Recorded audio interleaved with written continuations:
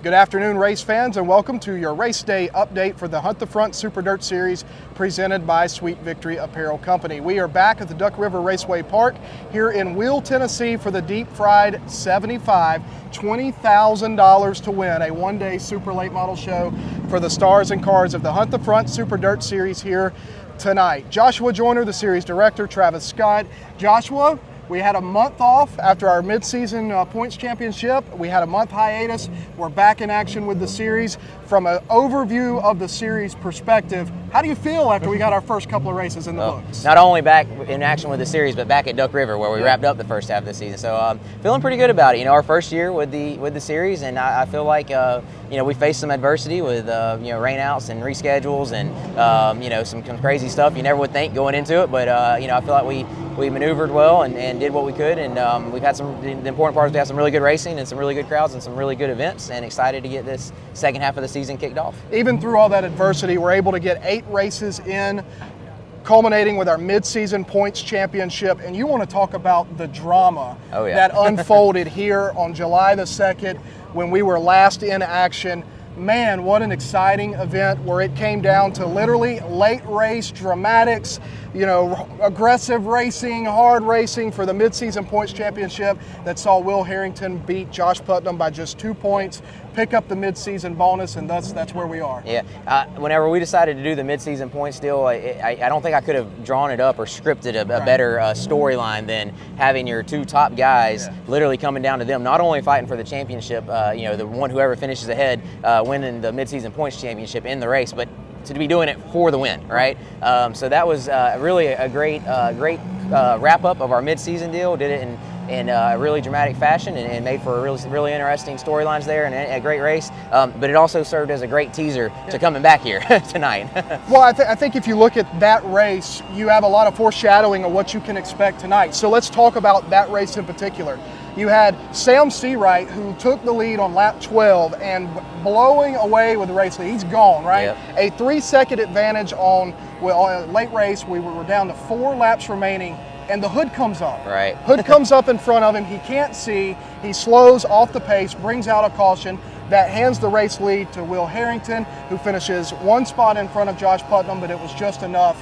Yep. Just crazy. Yeah, you feel like you have some to be continued storylines. The Putnam, of course, we had some drama in victory lane between Putnam and Will Harrington. So you might see some of that carry over here, perhaps. Obviously Sam Seawright coming here looking for redemption. We talked about that in a video that went out online this week. And one thing you didn't mention, but Trey Mills, our leading rookie contender, came here. First time he had been here, set fast time, won his heat race, led the first 12 laps. And honestly, I'm not sure Sam Seawright was that much better than him. He just Mills unfortunately made a mistake in traffic, hit one of the Ute tires in the infield and bent his nose under, and that ended up eventually knocking him out of the race. So you kind of wonder him coming back here. Does he got a shot at maybe pulling off an upset with what would be a really, really big win for him here? Or you look at Sam Seawright or someone else here maybe can sneak in and get the win. So it's $20,000 to win. It's the biggest race in the history of the Duck River Raceway Park. That says it all right there. So you throw the dramatics, the heroics, everything we just talked about from the series perspective,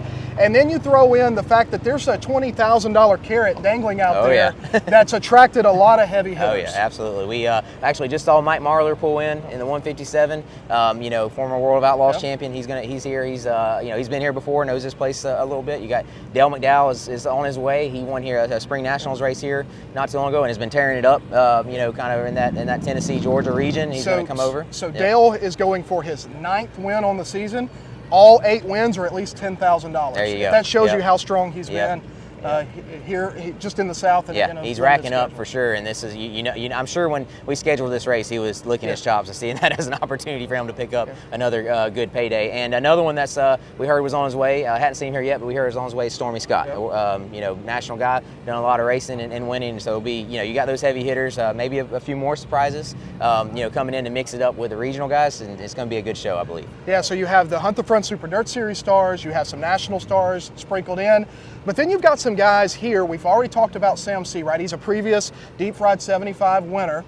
Josh Putnam, a previous winner, but how about Jaden Frame, the only other driver that'll be in the field that's won this event previously? Yeah, and he was in the mix late in the race when we were here earlier in the year. He's we were talking about it earlier. This is a good mix of a few national guys, our series guys and other regional standouts, and then what I guess you would consider more of a local but somewhat regional crowd with Jaden Frame. Christian Hanger comes to mind. There's some really good Oakley Johns, coming off a win. Really good local regional talent here that is really going to make for, again, a good mix and I think a really good race tonight. Yeah, really cool to see Oakley Johns coming off that Southern All-Star win at the Tennessee National Raceway last weekend. That's a new car. They were here last night, one of about 20 super late models that were here taking advantage of the practice session last night.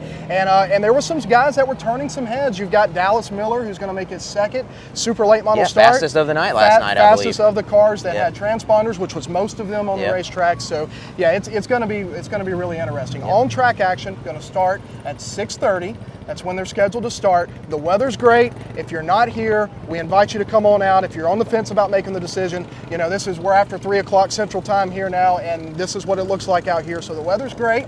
I think everything's out of here. It hadn't rained much. They're prepping the racetrack. They're rolling the infield in. Yes. That's the concern that's now. Is the infield, not the racetrack. Yep. So everything is shaping up to be an incredible show. But of course, if you can't make it, huntthefront.tv is where you can catch it, and you can pick up our new series T-shirts, which Joshua's been modeling this entire time. There you go. So. Check it out. All right, folks. Well, we hope to see you out here tonight. If you can't make it, huntthefront.tv on track action, 6:30 Central Time. There you go.